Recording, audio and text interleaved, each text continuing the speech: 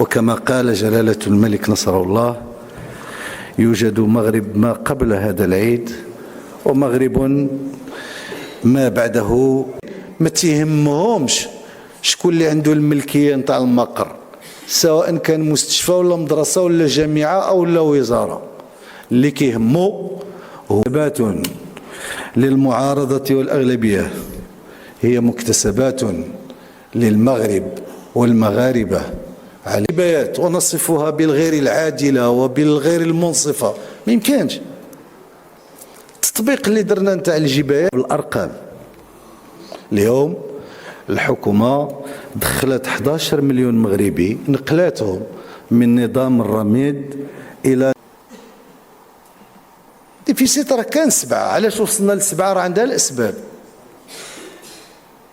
كان 7 وكان وقوف على أهمية عيد الوحدة الذي أعلنه جلالة الملك نصره الله، والذي يتوج مسارا دبلوماسيا قاده جلالة الملك حفظه الله بكل تبصر وحكمة.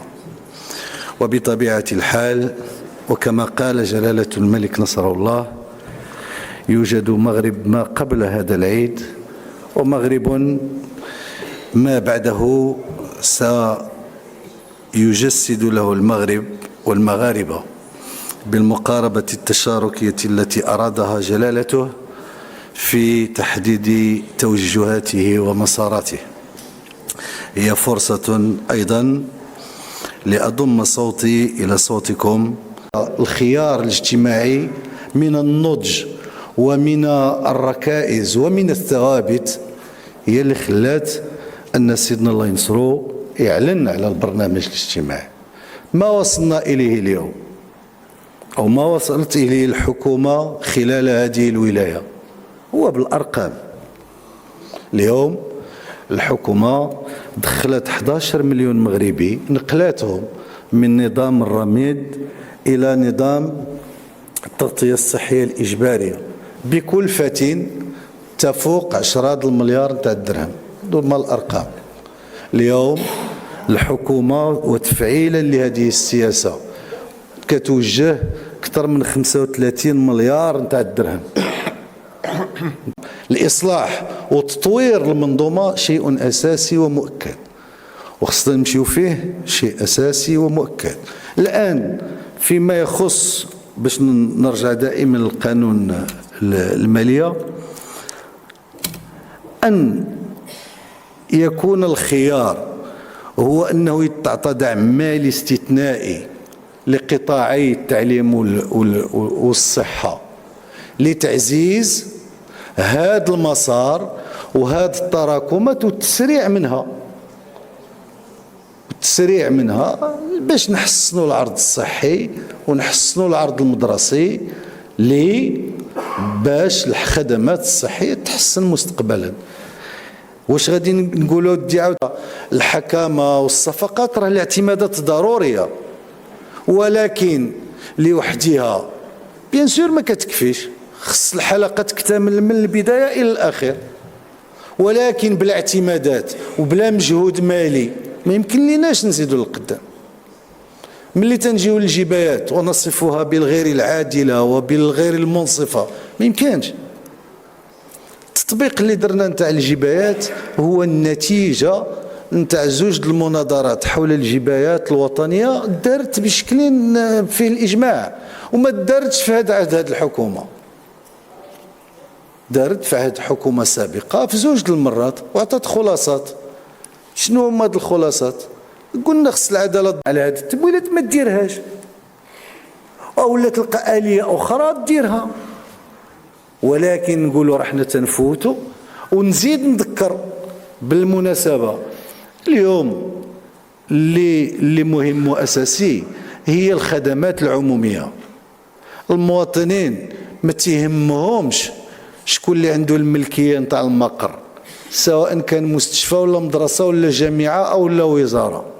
اللي كيهمو هو الخدمة المقدمة داخل العمومية اللي كاينة داخل ذاك المقر. دونك هذا هو التمويلات المبتكرة، وصفت بكل الأوصاف مزيان. وهذه التمويلات المبتكرة باش نبقى فيها انا استجبت شخصيا مع السيده الوزيره للدعوه نتاع اللجنه ونديروا يوم دراسي. بسم الله الرحمن الرحيم، والصلاه والسلام على اشرف المرسلين، السيد الرئيس المحترم، السيده الوزيره المحترمه، السيدات والساده النواب المحترمون. اولا اضم صوتي الى صوتكم للوقوف على اهميه عيد الوحدة الذي أعلنه جلالة الملك نصره الله، والذي يتوج مسارا دبلوماسيا قاده جلالة الملك حفظه الله بكل تبصر وحكمة.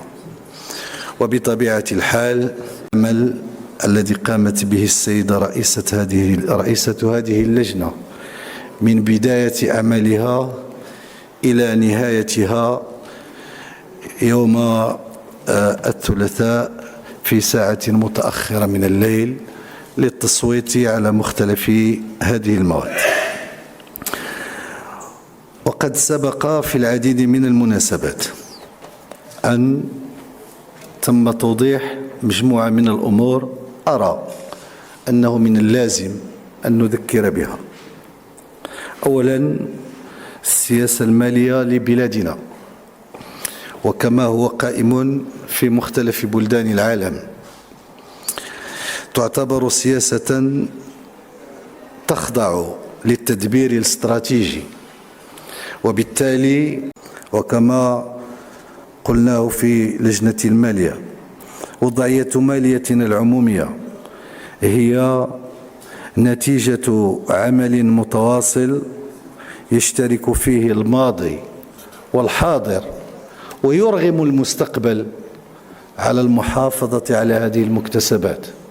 هي مكتسبات للمعارضة والأغلبية، هي مكتسبات للمغرب والمغاربة، علينا أن نستثمرها وأن نحافظ عليها حتى نتمكن من بلورة الاختيارات السياسية التي قد نختلف في بعضها أو مجملها. بهذا المسار وبمحطاته الأساسية. اليوم ما نعيشه في الشق الاجتماعي من تعميم للتغطية الصحية وإعانة مباشرة وإصلاح مستقبلي لفقدان الشغل وتوفير تقاعد يمكن الفئات العريضة التي اشتغلت لسنوات من مداخيل توفر لها العيش الكريم، هو نتيجة مسار ابتدأ أولا بتجربة لبرنامج الرميد في جهة بني ملال. احنا كاملين نتذكر هذا المسار، والذي تم بعد ذلك تعميم هذا النظام. ماشي عيب، اللي عيب هو انه تكون عندنا شي صناعه دوائيه ونقتلوها بالتصدير بالاستيراد. اللي عيب هو ان يكون عندنا الدواء هنا ونمشيو نقلبوا عليه من برا. اللي عيب ايضا هو اننا نستوردوا واحد الدواء ونربحوا فيه 800% ولا 300 ولا 200.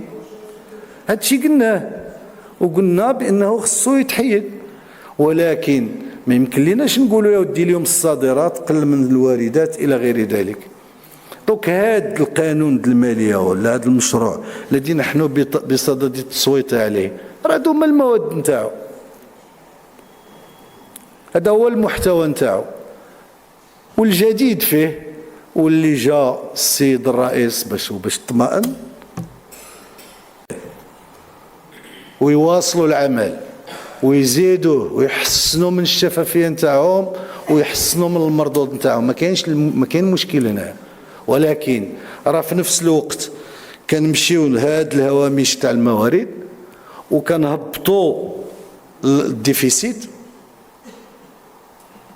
الديفيسيت راه كان 7، علاش وصلنا ل7؟ راه عندها الاسباب.